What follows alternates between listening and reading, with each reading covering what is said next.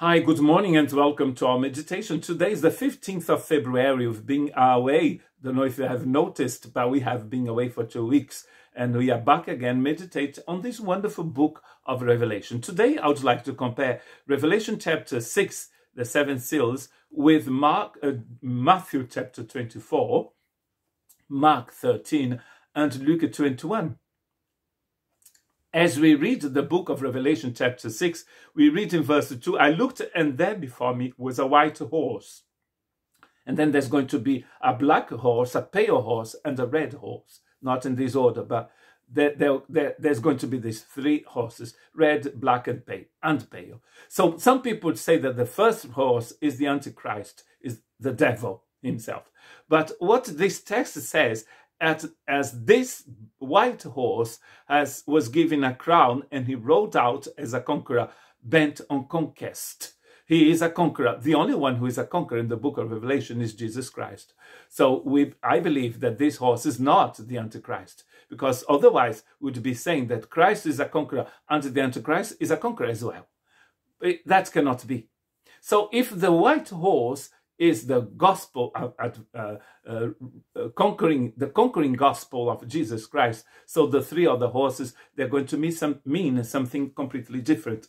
As we read Matthew chapter 24, we read this in verse 6. You will hear of wars and rumors of wars, but see to it that you are not alarmed. Such things must happen, but the end is still not to come.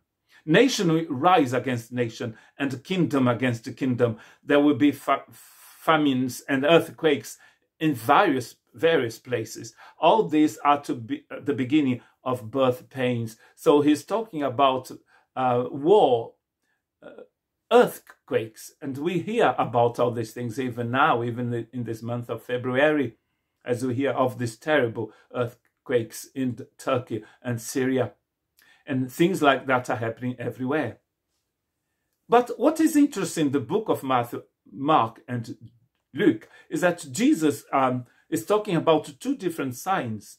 This is the first sign, and we are going to see it as well in Mark chapter 13. When you hear of wars, rumors of war, do not be alarmed. Such things must happen, but the end is still to come. Nation will rise against nation. And he's going to say the same thing as Matthew did. And then Luke is going to say it as well. I mean, Jesus is going to say it, and Luke is going to write it in Luke chapter 21, verse 10. Then he said to them, nation will rise against nation, and kingdom against kingdom. There will be great earthquakes, etc. So you see, these things that will happen to everyone. We are going to find it in the book of Revelation as well. That at the end of times, there are things that are going to happen on this planet, and it's going to happen to everyone. When there is an earthquake, believers will die, and non-believers as well. Jesus is saying that this is going to happen, so people, you understand that the end is near. It's not the end yet, but it is near. Then there is a second sign in these three books, Matthew, Mark, and Luke. In chapter 24 verse 9 says, then you will be handed over to be persecuted and put to death, and you will be hated by all nations because of me. All that time many will turn away from the faith and will betray and hate each other. So you see persecution even from inside, from the inside. It's not just the world persecuting the church. It's also the church persecuting the believers.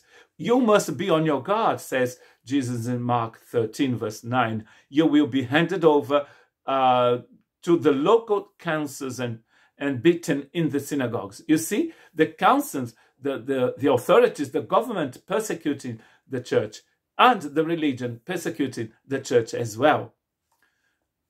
Luke chapter 21, verse 12 says, but before all this, they will seize you and persecute you. They will hand you over to synagogues and put you in prison.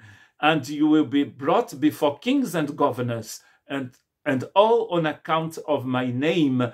And so you bear testimony to me. The word testimony and martyr have got the same root.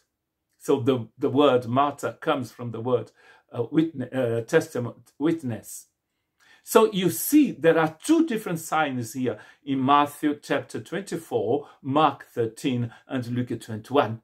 Is that there's going to be things in the world that's nothing to do with people believing or not. Those signs are going to appear. They are going to happen. They are already happening. But there is a second sign here. Is that the church is going to be persecuted by government and by religion. And that is a sign of the end of times as well. And according to Open Doors, this last decade is the decade where the church has been persecuted more than at any time in the history of humanity. Jesus is talked about this, and we are living at the end of times. But so if Jesus said that in Matthew, Mark, and Luke, Revelation is going to do the same. And there is a part of Revelation where what we are seeing in chapter 6 is going to be called the seven trumpets. When a trumpet is sounding, we should be listening to what God is trying to tell us. The end is near. So we have to be prepared for that day, because Jesus is coming back soon and the signs are here. The church is being persecuted. There's earthquakes everywhere and wars, rumors of wars, nation against nation, kingdom against kingdom. And we say, come, Jesus, come. God bless you.